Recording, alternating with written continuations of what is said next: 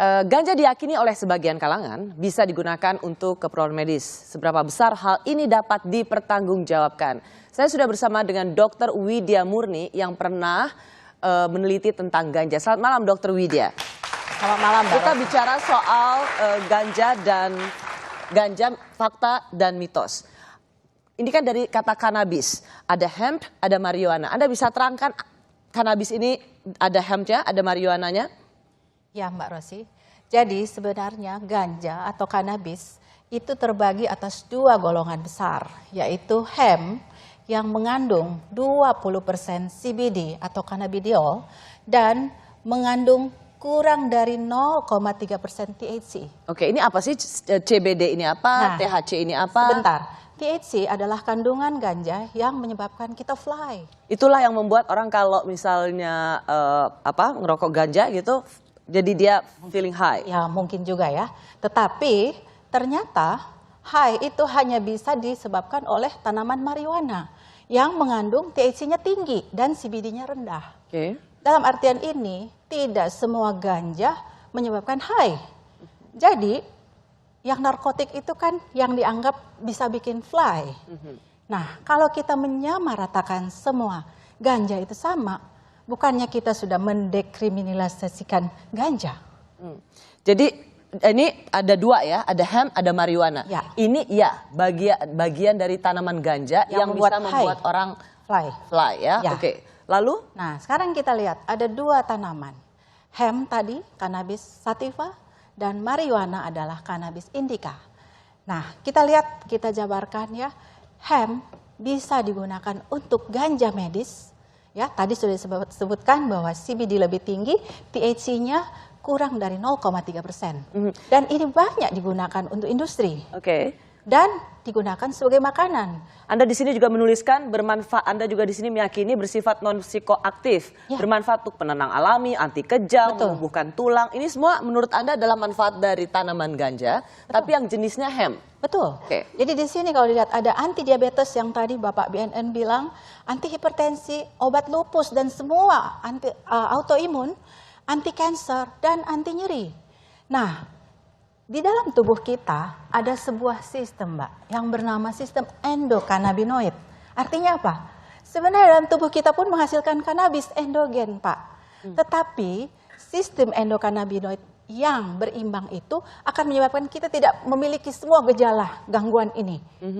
Disitulah penjelasan kenapa kita membutuhkan kanabis untuk menyembuhkan masalah-masalah ini. Tapi yang jenis hemp sekali lagi ya. Dengar dulu, Mbak. Nah, sekarang tentang marijuana. THC-nya lebih tinggi, antara 5–25%. Dia bisa digunakan untuk ganja rekreasi maupun ganja medis. Apa beda apa itu ganja rekreasi, ganja medis? Nah, itulah ganja yang sering disalahgunakan untuk fly gitu mungkin. Itu namanya ganja rekreasi? Ya, itu adalah recreational. Keren juga namanya, ganja tamasya. Ya.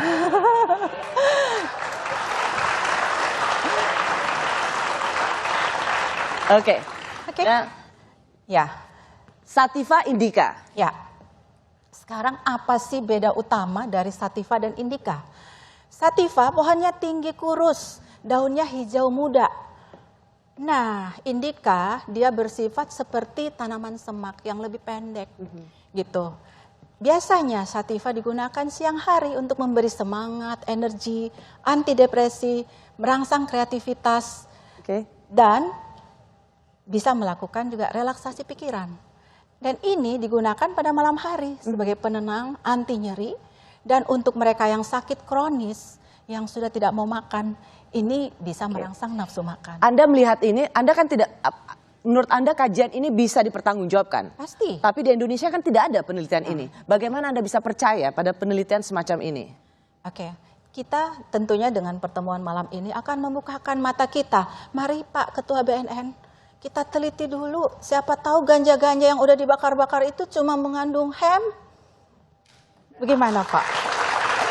Maksudnya gimana? Saya nggak ngerti, cuma mengandung hemp. Mengandung hemp berarti dia tidak mengandung ganja rekreasi, Mbak. Jadi dia bersifat ganja medis yang bisa digunakan sebagai obat alami dan di Amerika dijual bebas.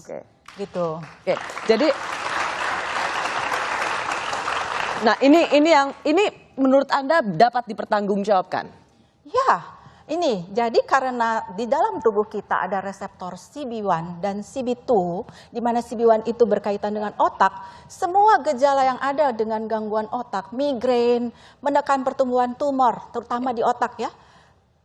Oke ya, ini tadi Anda sudah mengatakan ini diteliti di berbagai negara. Ya. Supaya saya tidak ingin juga Anda dianggap Anda lagi, maaf nih, lagi mempromosikan ganja nih. Bukan itu kan sebenarnya arah advokasi medis Anda. Tetapi yang ingin Anda sampaikan adalah mari terbuka pada penelitian karena semua negara sudah melakukan penelitian itu. Betul. Apakah kita perlu ada penelitian soal ini? Perlu, Mbak. Jadi ini adalah negara-negara yang sudah melegalkan ganja medis. Masih ada 3 negara yang belum masuk di sini. Yang terakhir yaitu Thailand, Australia, dan India. Thailand udah dong? Thailand iya, tapi di sini tambahannya, ya, jadi ada Thailand. Ada Thailand, Australia yang masih baru 31 Januari kemarin dilegalkan, dan India tanggal 1 Februari sudah membuka pelayanan klinik ganja. Termasuk Malaysia katanya juga Malaysia melakukan sedang mempersiapkan penelitian tentang itu. Ya.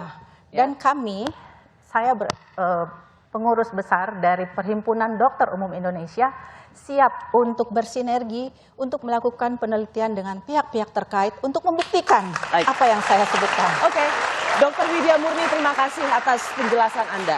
Ya. Jadi Anda melihat bahwa tidak ada kecanduan ganja. Tidak pernah ada laporan medis kedokteran ada seseorang kecanduan ganja. Tidak ada. Oke. BNN, tapi hasil temuan BNN gimana? Iya. Saya sampaikan tadi apa yang dijelaskan oleh dokter itu benar. Benarnya itu pada dasarnya itu memang adalah penyalahgunaan. Heroin yang kita kenal sekarang kemudian jadi morfin, kalau digunakan dengan benar itu tidak ada masalah apa-apa. Ya. Yang terjadi itu kan penyalahgunaan. Kalau dipakai untuk orang sakit, ya dia sembuh. Betul.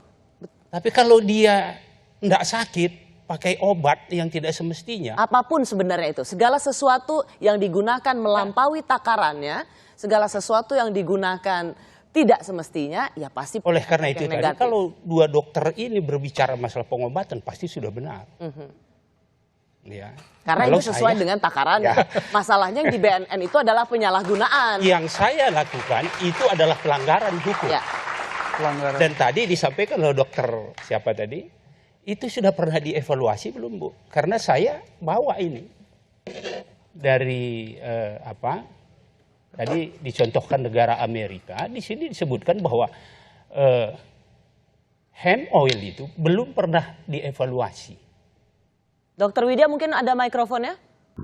Begini Pak, hemp oil belum pernah dievaluasi kalau digunakan sebagai pharmaceutical drugs. Tetapi dia sekarang dijual OTC, artinya dijual bebas karena sudah diteliti CBD ini aman. Negara Amerika bukan negara yang bodoh, Kanada bukan negara yang bodoh, dia perlu 20 tahun untuk melegalkan.